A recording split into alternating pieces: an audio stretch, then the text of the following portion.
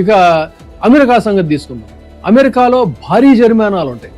వాడు ఏదైనా వెధవ పని చేస్తే శాశ్వతంగా వాడి సంస్థల్ని క్లోజ్ చేసేస్తారు. ఇక సౌదీ అరేబియా సంగతి చెప్పకర్లా, కల్తీకి పాల్పడినట్లయితే జరిమానాతో పాటు బహిరంగ శిక్షలు అక్కడ ఉంటాయి. బహిరంగంగా కఠినమైన శిక్షలు ఉంటాయి. అంటే మీరు ఊహించుకోండి. మరి ఇక్కడ పరిస్థితి ఏంటి? సరే, ఈ మధ్య గ్రాండ్గా 2026-27లో ఆహా ఓహో అది చేస్తాం ఇది చేస్తున్నాం అని చెప్పని వీళ్ళు బడ్జెట్ అలొకేషన్స్ జరిగాయి కదా. మరి ఫుడ్ సేఫ్టీకి, ఇంత కీలకమైనటువంటి ఫుడ్ సేఫ్టీకి సంబంధించి బడ్జెట్ అలొకేషన్ ఎంత అంటే ఇంత. ఇది ఒక చేదు నిజం. ఎందుకంటే అసెంబ్లీలో ఆరోగ్య శాఖ మంత్రి వెల్లడించినటువంటి వివరాలు కనుక చూసుకున్నట్లయితే ఆహార భద్రతా విభాగం తీవ్రమైనటువంటి సిబ్బందితో కొట్టుమిట్టాడుతుందనేటువంటి వాస్తవం ఆయన మాటల నుంచే మనకి స్పష్టంగా అయింది. ఎందుకు ఇక్కడ ఫర్ ఎగ్జాంపుల్ వేకెన్సీస్ చూసుకుందాం.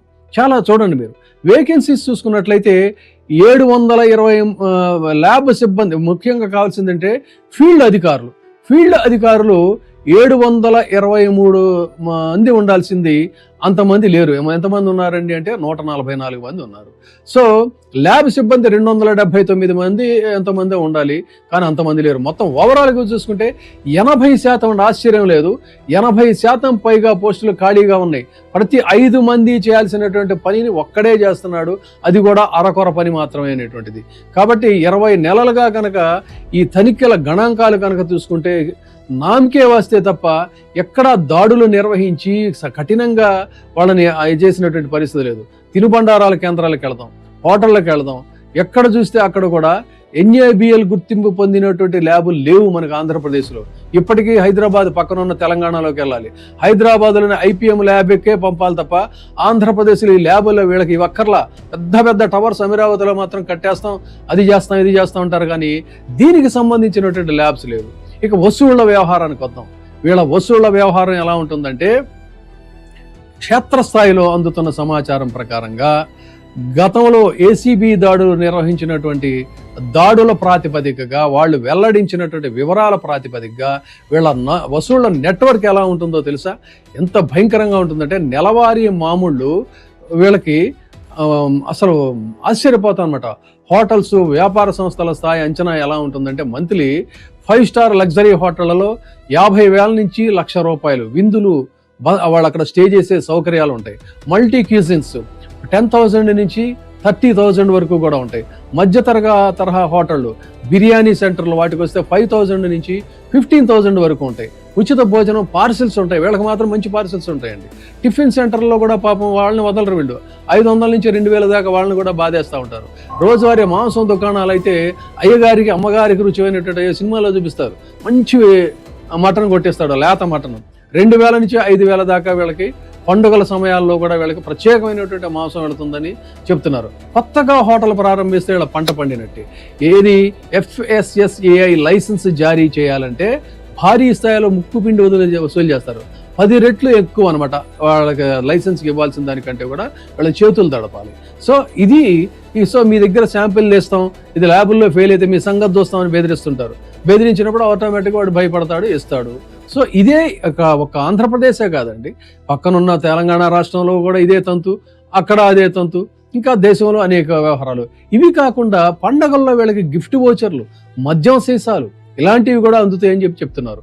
సో ఇక కొన్ని చోట్ల అయితే ఏంటంటే, ఎక్కువ ఈ హోటల్స్, కొన్ని టూరిస్ట్ సెంటర్లు ఉంటాయి కదా, వాళ్ళకి విడివిడిగా గోలంతా, ఎందుకని వ్యాపార సంఘాల ద్వారా హోల్సేల్గా మంత్లీ ఇంతని ఒక డీల్ కుదుర్చుకొని దాని ప్రకారంగా భారీ మొత్తంలో వీళ్ళకి మొట్ట చెప్పేటువంటి సంప్రదాయం కూడా ఉంది అని చెప్పని తెలుస్తూ ఉంది.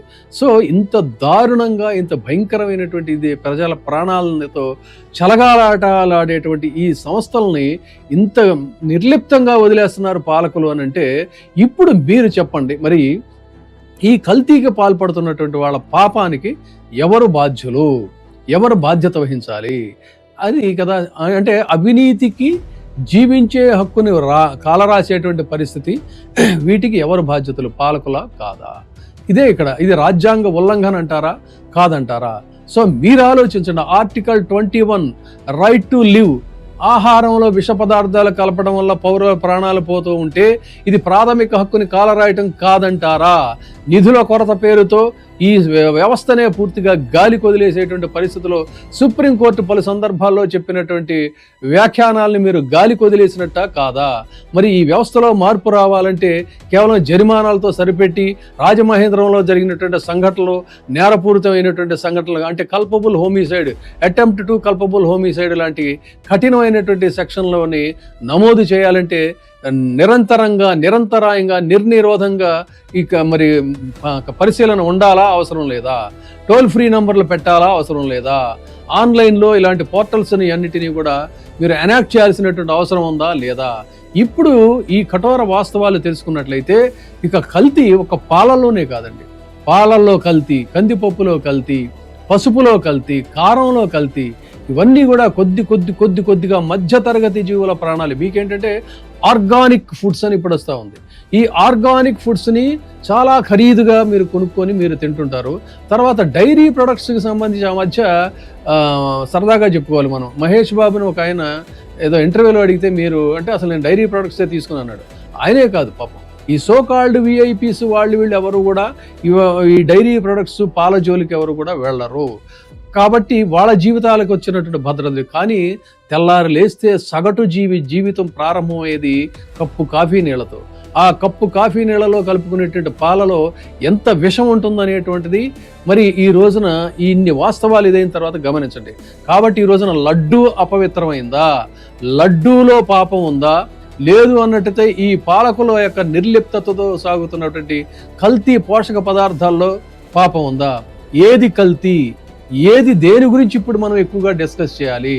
అటు రూలర్స్, అధికారంలో ఉన్నటువంటి కూటమి కావచ్చు, దాన్ని ప్రతిఘటించేటువంటి ప్రతిపక్షం కావచ్చు, ఎవరైనా సరే ఎక్కువగా దీని గురించి పదే మాట్లాడుతున్నటువంటి పరిస్థితుల్లో ఒకవైపు ఇన్ని ప్రాణాలు గాలిలో కలిసిపోతూ ఉంటే, ఒకవైపు ఇన్ని ప్రాణాలు హాస్పిటలైజ్ అవుతూ ఉంటే, ఒకవైపు యథేచ్ఛగా ఇంత భయంకరమైనటువంటి విషయం ఫుడ్లో కల్తీ అవుతూ ఉంటే, ఒకవైపు వయోలేషన్ ఆఫ్ కాన్స్టిట్యూషనల్ రైట్స్ ఇంత దారుణంగా జరుగుతూ ఉంటే దీని గురించి చర్చించాలా? లేదు అంటే అసలు ఎవరికి ఏ రకమైన హాని కానీ జరగనటువంటి శ్రీవారి లడ్డూ గురించి ఇన్ని నెలల పాటు ఇంత విస్తృతంగా